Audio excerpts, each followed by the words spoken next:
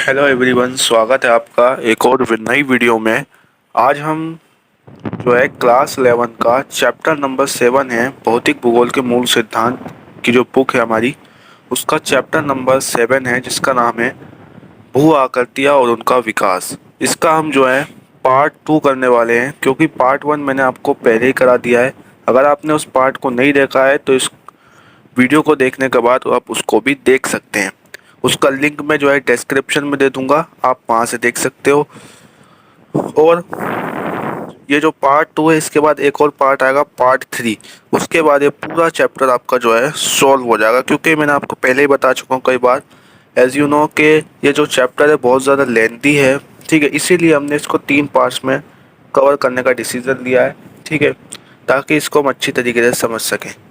ठीक है, पिछली वीडियो में अगर मैं बात करूं, अगर इंट्रो दूं, तो पिछली वीडियो में मैंने आपको बताया था, जो मेन पॉइंट था, कि जो प्रवाहित जल होता है, हमारा बहता हुआ पानी होता है, वो किस तरीके से अपवर्तन करके भू-आकृतियाँ बनाता है, किस तरीके से आ, निक्षेपित करके निक्षेपण करके भू-आकृतियाँ बनाता है। आज के इस वीडियो में हम देखने वाले हैं दो और भू-आकृतिक कारक, यानी कि भौमजल और हिमनद। ठीक है, ये दो कारक हमारे पास है। आज हम देखेंगे कि भौमजल और हिमनद के द्वारा जब वो अपवर्तन करते हैं, निक्षेपण करते हैं, तो कौन कौन सी आकृतियाँ बनती हैं। ठीक है, वीडियो को स्टार्ट करने से पहले आपसे रिक्वेस्ट करूंगा कि आपने अगर चैनल सब्सक्राइब नहीं किया है तो जल्दी से चैनल को सब्सक्राइब करके बेल आइकन को ऑल पे प्रेस कर दें। आइए इस वीडियो को स्टार्ट करते हैं जल्दी से। पहला टॉपिक हमारे पास है भौमजल। तो भौमजल आपको पता ही है किसे कहते हैं, जो हमारा धरातल के नीचे का पानी होता है उसे हम कहते हैं भौमजल। ठीक है, तो अब आज हम पढ़ेंगे कि भौमजल मतलब जब अपवर्तन करता है तो कौन कौन सी भू आकृतियाँ बनती हैं, और निक्षेपण करता है तो कौन कौन सी आकृतियाँ बनती हैं। ठीक है, तो आपको पता है कि जब हमारा जो धरातल का पानी होता है, ठीक है, जो हमारा धरातल का पानी होता है, क्योंकि हमारी जो चट्टानें होती हैं उसमें क्या होता है, बहुत ज़्यादा पारगम्यता होती है, बहुत ज़्यादा एक तरीके से उसके अंदर एब्जॉर्ब करने की क्षमता होती है। ठीक है, इसलिए जो धरातल का पानी होता है वो बहुत ही आसानी से एब्जॉर्ब हो जाता है और ज़मीन के नीचे चला जाता है। ठीक है, तो जब वो ज़मीन के नीचे चला जाता है, हमारा जो धरातल का पानी है, जब वो ज़मीन के नीचे चला जाता है तो वो जो एक क्षैतिज अवस्था में बहना शुरू कर देता है। क्षैतिज यानी कि इस तरीके से बहना वो शुरू कर देता है। ठीक है, जब वो ज़मीन के अंदर इस अवस्था में, इस डायरेक्शन में बहता है, तो वो क्या करता है, जो नीचे चट्टानें होती हैं उनका अपवर्तन करता है। ठीक है, वैसे भौमजल से इतनी जो आकृतियाँ बनती हैं वो इतना इम्पोर्टेंट नहीं होती, लेकिन फिर भी जो जैसे कुछ चट्टानें होती हैं, जैसे चूना युक्त चट्टानें, जैसे चूना पत्थर, ठीक है, डोलोमाइट, ये कुछ ऐसी चट्टानें होती हैं जो बहुत ज़्यादा रिएक्शन कर देती हैं, बहुत ज़्यादा रिएक्शन कर देती हैं, जिस वजह से अलग अलग तरीके की आकृतियाँ बनती हैं। जैसे जो चूना पत्थर होता है और ये जो डोलोमाइट होता है, ये क्या करते हैं, रासायनिक अभिक्रिया करते हैं, जैसे गोलीकरण, अवक्षेपण। ठीक है, ये कुछ रिएक्शंस होते हैं, ये रिएक्शन के नाम है। ये रिएक्शन करते हैं जिससे बहुत अच्छी अच्छी, बहुत एक तरीके से आकृतियाँ बन जाती हैं। ठीक है, तो आइए पढ़ते हैं जल्दी से। सबसे पहले पढ़ने वाले हैं अपवर्तित स्थल रूप, यानी जब भौमजल अपवर्तन करता है चट्टानों का तो उससे कौन कौन सी आकृतियाँ बनती हैं वो देखने वाले हैं हम। तो सबसे पहले देखिए, हम पढ़ने वाले हैं विलियन रंध्र। ठीक है, क्या पढ़ने वाले हैं, विलियन रंध्र। तो होता क्या है कि भाई, चूना पत्थर चट्टान जो होती है, भाई चूना पत्थर चट्टान होती है ज़मीन के नीचे, उसका जो तलवा होता है, उसका जो तल होता है, ठीक है, जैसे चित्र में देखिए ये इसका तल है। इस तल पर क्या होता है, घुलन क्रिया होती है, एक केमिकल रिएक्शन होता है। जब बॉम्ब जल इसमें से गुजरता है, अपवर्तन करता है, तो क्या होता है, केमिकल रिएक्शन होता है। ठीक है, और जब केमिकल रिएक्शन होता है तो क्या होता है, एक छोटे और मध्यम आकार के जो है गड्ढे बन जाते हैं, गड्ढों का निर्माण होता है। देखिए ये एक छोटा सा मीडियम आकार का एक गड्ढा सा बन गया यहाँ पे एक, ठीक है, एक ढलान सी बन गई, इसको बोला जाता है विलियन रंध्र। ठीक है, अगली आकृति है गोल रंध्र। गोल रंध्र में आपको समझ में आ गया, गोल रंध्र जो होता है उसमें मैं आपको बताता हूँ, जो गोल रंध्र होते हैं एक प्रकार के छेद से होते हैं। ठीक है, एक प्रकार के कैसे होते हैं, छेद से होते हैं। अगर आप ऊपर से इनको देखोगे तो ये वृत्त आकार यानी गोल गोल दिखते हैं, और नीचे की आकृति में आपको बता दूं एक कीप की आकृति होती है। यानी एक जिस तरीके से कीप होता है, एक शंकु होता है, उसी तरीके से ये गोल रंध्र जो होते हैं। ठीक है। और इसके अलावा देखिए, ये जो घोल रंध्र होते हैं, कई बार क्या होता है, इनकी जो छत इनकी जो नीचे का हिस्सा होता है, ठीक है, इनका जो नीचे का हिस्सा होता है वो क्या होता है, धंस जाता है। यानी ये जो है नीचे से टूट जाते हैं। और जब ये टूट जाते हैं तो एक नई आकृति बन जाती है, जिसे बोला जाता है निपात रंध्र। ठीक है, निपात रंध्र। कई बार क्या होता है कि जो गोल रंध्र होते हैं और जो निपात रंध्र होते हैं, क्योंकि निपात रंध्र को दो लाइन भी बोला जाता है। ठीक है, निपात रंध्र को दो लाइन भी बोला जाता है। इसलिए कई बार क्या होता है कि जब दो लाइन और गोल रंध्र आपस में मिल जाते हैं तो क्या होता है, एक नई आकृति बन जाती है, जिसे बोला जाता है घाटी रंध्र। देखिए आप एक चित्र में देखिए, देखिए ये हमारा गोल रंध्र था पहले, ठीक है, और ये निपात रंध्र भी था यहाँ पे। लेकिन कई बार ये क्या हुआ, आपस में क्या हो गया, मिल गए, आपस में मिल गए कि इन कनराओं की छत, यानी जो कनरा है देखिए, ये जो ईंट है ना, ईंट, ये जो छेद सा बना हुआ है, इसी को कनरा बोला जाता है। अभी इसे आगे डिटेल में पढ़ेंगे भी। ठीक है। तो मैं कह रहा हूँ कि जो घाटी रंध्र होते हैं, कई घाटी रंध्र कैसे बनते हैं कि जब गोल रंध्र होते हैं, डोलाइन होते हैं, ठीक है, इनकी जब छत गिर जाती है, ठीक है, तो क्या होता है, इनके गिरने से क्या होता है कि बहुत सारा एक तरीके की लंबी और एक खाई बन जाती है, जिसे हम बोलते हैं घाटी रंध्र। कुछ इस तरीके से बनती है दोस्तों। ठीक है। मैं आपको पढ़ाने से पहले एक बात और बता दूं, ये चैप्टर थोड़ा सा साइंटिफिक टर्म में लिखा हुआ है, इसलिए आपको बहुत ज़्यादा गहराई में जाने की ज़रूरत नहीं है, क्योंकि अगर आप इसको गहराई में जाके पढ़ोगे तो आपको जो है भटक सकते हो और आपको समझ में कुछ नहीं आएगा। ठीक है। इसीलिए आपको, क्योंकि मैं आपको बता दूं, एग्जाम में भी बहुत ही इजी इजी क्वेश्चन पूछे जाएंगे आपसे। ठीक है, जो मेन चीज़ है वो पूछी जाएगी, और वो मेन चीज़ जो है मैं आपको बता ही रहा हूँ। ठीक है। मैंने आपको बता दिया विलयन इस तरीके से दिखता है। ठीक है, एक गड्ढे का निर्माण हो जाता है। ठीक है, एक गड्ढे का निर्माण हो जाता है। ठीक है। और गोल रंग में क्या होता है, एक तरीके से छेद बन जाते हैं। ठीक है।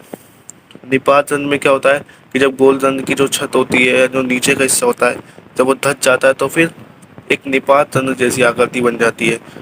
फिर क्या बताया मैंने कि जो गोल रंग होते हैं, निपात रंग, उनकी जो छत होती है, जब वो ढह जाती है तो ये आपस में मिलकर क्या बन जाते हैं, एक घाटी बन जाती है, जिसे युवाला भी कहा जाता है। ठीक है।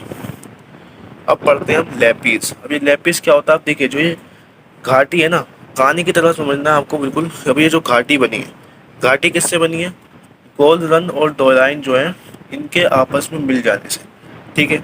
अब ये बन गई घाटी रंध्र। ठीक है, जिसे हम युवाला भी कहते हैं। अब इस युवाला में क्या होता है, बहुत सारी चट्टानें होती हैं जिसमें चूना मिला हुआ होता है। वो चट्टानें क्या करती हैं, इन गड्ढों में, यानी इन घाटी रंध्र में आ जाती हैं। ठीक है। और फिर क्या होता है, फिर बहुत सारे तरीके से कटक बन जाते हैं, पतले से नुकीले से कटक, यानी पहाड़ों जैसी आकृति बन जाती है। ठीक है, जिन्हें बोला जाता है लैपिस। ठीक है।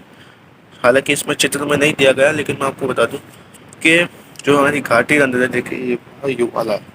ठीक है, ये क्या है, हमारा युवाला। अब इस युवाला में क्या होगा कि जो चूना युक्त चट्टानें हैं, जिसमें चट्टानों में चूना है, वो चट्टानें इसमें आएंगी और फिर वो जम जाएंगी यहाँ पे, और कटक के रूप में पहाड़ की आकृति में यहाँ पे जो है जम जाएंगी। ठीक है, या पहाड़ की आकृति में जो है एक तरीके से आ जाएंगी। ठीक है, जिनको क्या बोला जाएगा, लैपिस। ठीक है। अब पढ़ लेते हैं कनराओं को। अब कनराएं क्या है, देखिए,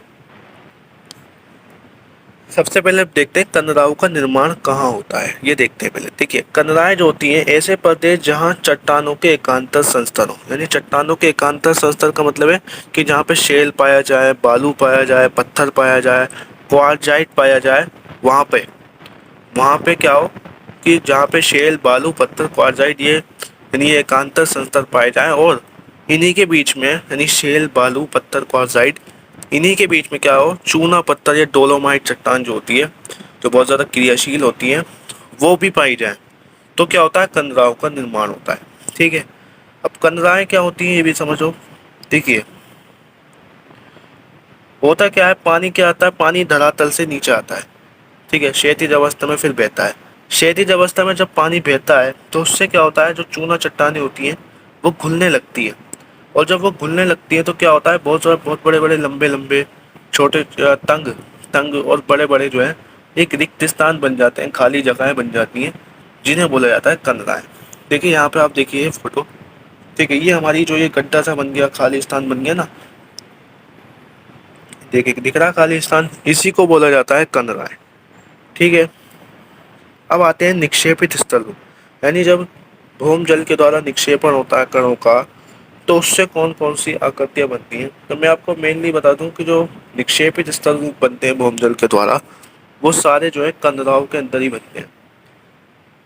ठीक है, कंदराओं के अंदर ही बनते हैं। अब देखिए कौन कौन से बनते हैं, देखिए तीन मुख्य हैं, स्टेलेक्टाइट, स्टेलेग्माइट और स्तंभ।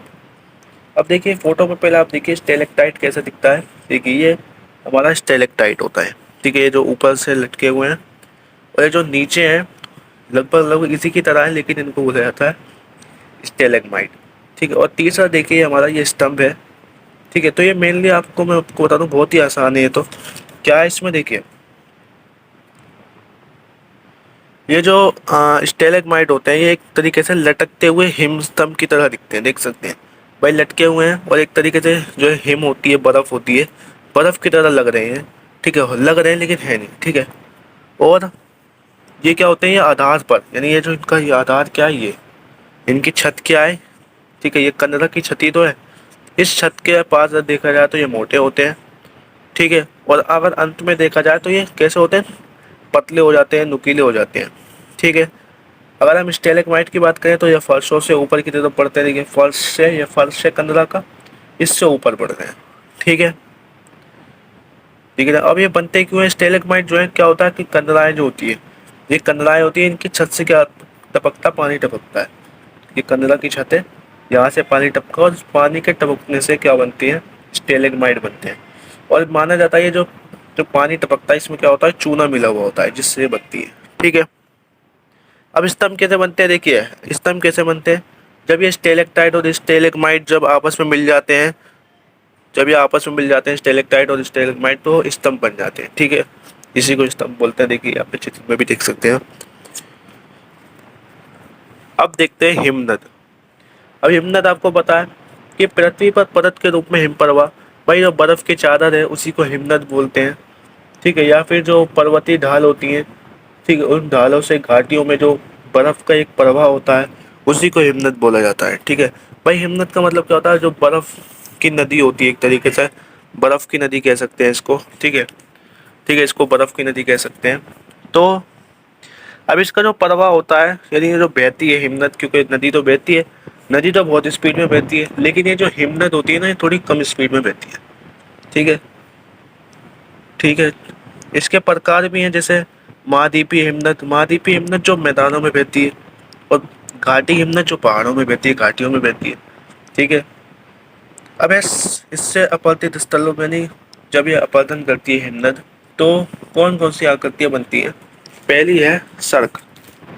अब सर्क देखते हैं, सर्क जो होता है, सर्क गहरे लंबे और चौड़े गड्ढे होते हैं। ठीक है, अब देखिए यहाँ पे चित्र में मैं आपको बना के दिखा रहा हूँ। देखिए ये पहाड़ होता है, और ये पहाड़ में कुछ इस तरीके से बन जाते हैं। ठीक है, कुछ अपरदन करते हैं। देखिए जो हिमनद, हिमनद होती है, हिमनद अपरदन करती है, और अपरदन करते करते कुछ इस तरीके की आकृति बन जाती है। ठीक है, इसको बोला जाता है सर्क। ठीक है, दूसरा है हमारे पास हॉर्न। कई बार क्या होता है, एक सर्क इधर बन गई, एक सर्क इधर बन गई, और ये क्या होता है, यहाँ पे दोनों तरफ अपरदन होता है, और जब दोनों तरफ अपरदन होता है तो ये आपस में मिल जाती है, और ऊपर एक गुंबद की आकृति बन जाती है, जिसे बोला जाता है हॉर्न। ठीक है, तीसरा देखते हैं हिमनद घाटी। अब देखिए जो हिमनद होती है वो घाटियां भी बनाती है, जैसे यू आकार की घाटी। ठीक है, लटकती हुई घाटी। आप देखिए, आप चित्र में देखिए, देखिए यू आकार की घाटी आपको पता ही है, कुछ इस तरीके से बनती है, यानी यू आकार की घाटी। लटकती हुई घाटी को समझिए, लटकती हुई घाटी कैसी होती है। चित्र में देखिए, देखिए मेन घाटी है, और यहाँ पे कुछ दूसरी घाटियां जो है इसमें लटक रही हैं, तो इसे कहा जाता है लटकती हुई घाटियां। ठीक है, क्योंकि इसमें लटकती हुई प्रतीत होती है, बस इतना फर्क है। दूसरा है फियोर्ड। अब ये फियोर्ड क्या होता है कि भाई जो बहुत गहरी हिमनद गड्ढा होता है, ठीक है, जिसमें समुद्री जल भरा होता है, और जो समुद्री तटरेखा पर होती है, यानी जो समुद्री तटरेखा के पास होती है ना घाटी, उसी को फियोर्ड बोला जाता है। ठीक है, निक्षेपित स्थल रूप, यानी जब निक्षेपण होता है, ठीक है, उससे कौन कौन सी आकृतियां बनती है। पहला है हिमोड़। अब हिमोड़ भी बहुत तरीके के हैं, जैसे अंतस्थ हिमोड़, पार्श्व हिमोड़, तलीय हिमोड़ और मध्यस्थ हिमोड़। अब देखिए यहाँ पे आप चित्र देख रहे हैं, इसमें आपको ध्यान से देखना है। देखिए जो अंतस्थ हिमोड़ होते हैं, ये देखिए हिमनद के बिल्कुल अंतिम भाग पर मलबे के निक्षेप से बनी लंबी कटके हैं, यानी ये जो है हिमोड़ होती है लंबी कटके होती हैं। ठीक है, ये क्या होती है, कटके होती हैं, पहाड़ियों की तरह आकृति होती हैं, आपको ये समझना है। तो आप यहाँ पे देखिए, ये हमारी हिमनदेश का अंतिम भाग आप अगर आप देखेंगे तो यहाँ पे देखिए निक्षेप बने हुए हैं, कटके बनी हुई है, इन्हीं को बोला जाता है अंतस्थ हिमोड़। अगर आप इसके किनारों पे देखेंगे तो किनारों पर भी कुछ कटके बनी हुई है, इनको बोला जाता है पार्श्विक हिमोड़। ठीक है, पार्श्विक हिमोड़। ठीक है, यहाँ पे मिस्टेक है, स्पेलिंग मिस्टेक, ये है पार्श्विक हिमोड़, पार्श्विक। ठीक है, अगर आप बीच में देखोगे तो इसे बोला जाता है तलीय हिमोड़। अब आप और इधर ही आपको बीच में देखना है, इधर आपको देखना तो ये मध्यस्थ हिमोड़ है। देखिए अब आप कहोगे सर मध्यस्थ और तलीय हिमोड़ में क्या फर्क है। देखिए जो हमारा तलीय हिमोड़ होता है वो तल पर होता है, बिल्कुल बीच में होता है, लेकिन जो मध्यस्थ हिमोड़ होता है वो भी होता तो बीच में ही है, लेकिन होता क्या है कि बहुत सारी घाटियां अवसाद लाती हैं, बहुत सारी घाटियों से मिलकर जो बनता है, यानी बहुत सारी घाटियों जो होती हैं वो इसी घाटी में अपने अवसाद, अपने टिल जो होती हैं वो लेकर आती हैं, तो उनसे जो बनता है बीच में उसे बोला जाता है मध्यस्थ हिमोड़। बाकी जो जंगली बन जाता है बीच में उसे बोला जाता है तलीय हिमोड़। ठीक है, अब आते हैं एस्कर में। एस्कर क्या होता है भाई, बर्फ के पिघलने से आकृतियां बनती हैं, ये भी लंबी कटकई होती है। ठीक है, ये भी लंबी कटकई होती है, इसमें क्या होता है बर्फ जब पिघलती है तब बनती है। होता क्या है भाई, बर्फ पिघली, ठीक है, वो बर्फ पिघलती है पानी की तरह वो जो है नीचे आती है, नीचे आने के बाद वो बहुत सारा मलबा लेकर आती है अपने साथ। ठीक है, ठीक है, और फिर वो जो है एक जगह जम जाता है। उसके बाद फिर जब कभी बर्फ पिघलती है तो वो जो कटके होती है वो देखी जा सकती है। ठीक है, वो एक तरीके से कटके होती हैं। ठीक है, उनको फिर देखा जा सकता है, एक तरीके से विलक कटक होते हैं वो, उन्हें एस्कर बोला जाता है। हिमानी दोत मैदान जो होते हैं, अब हिमानी दोत मैदान जो होते हैं कहाँ होते हैं भाई, ये हिमानी दोत मैदान जो होते हैं ये किससे बनते हैं, हिमानी जलोढ़ निक्षेप, यानी बजरी, रेत, चीखा मिट्टी, इन्हीं से बनते हैं। और कहाँ बनते हैं, हिमानी गिरिपथ के मैदानों में बनते हैं, बड़ा आसान है तो। ठीक है, अगला है ड्रमलिन। ड्रमलिन में क्या होता है, ड्रमलिन एक तरीके से अंडाकार की जैसी आकृति होती है, और ये भी कटक नुमा आकृति होती है जो रेत से बनती है, बजरों के बजरी के ढेर से बनती है। ठीक है, अगर इसके सामने वाले भाग की बात करें, इसका जो सामने वाला भाग होता है इसे बोला जाता है स्टोस, और इसका जो पीछे वाला भाग है उसे बोला जाता है प्रच, जिसे इंग्लिश में टेल भी बोला जाता है। ठीक है, तो ये जो चैप्टर है, जो इसका जो पार्ट 2 है वो खत्म होता है, एंड होता है। उम्मीद करता हूँ आपको समझ में आ गया होगा। नहीं समझ में आया कमेंट करो, और मैं आपको बता दूँ, आपको ज़्यादा गहराई में नहीं जाना, मेन चीज़ समझनी है, ये कैसे होता है, ये कैसे होता है, ये कैसे बनता है, बस ये छोटी छोटी मोटी मोटी बातें आपको समझनी है, बस इससे ज़्यादा आपको नहीं समझना। अगर आप आगे समझोगे तो आप डिटेल में चले जाओगे और फंस जाओगे फिर, क्योंकि ये एक तरीके से एक नेचुरल चीज़ है, एक साइंटिफिक चीज़ है, इसीलिए इसीलिए ज़्यादा गहराई में आपको नहीं जाना। ठीक है, जितना समझ में आ रहा है ठीक है, नहीं समझ में आ रहा कोई बात नहीं, आगे की क्लासेस में आप इसे और अच्छे तरीके से समझोगे। ठीक है, तो आज के लिए इतना ही। खुश रहिए, मस्त रहिए, पढ़ते रहिए, डाउट हो पूछते रहिए। ठीक है, ज़्यादा गहराई में मत जाइए। ठीक है, ख़ास तौर पर ये जो छठा सातवां चैप्टर है ये, ठीक है, कल इसके एक वीडियो और बनाएंगे, उसके बाद ये चैप्टर ख़त्म हो जाएगा। बाकी जो आगे के चैप्टर हैं आसान चैप्टर है ज्योग्राफी के, ये जो छठा सातवां है थोड़ा सा मुश्किल होता है बस। ठीक है।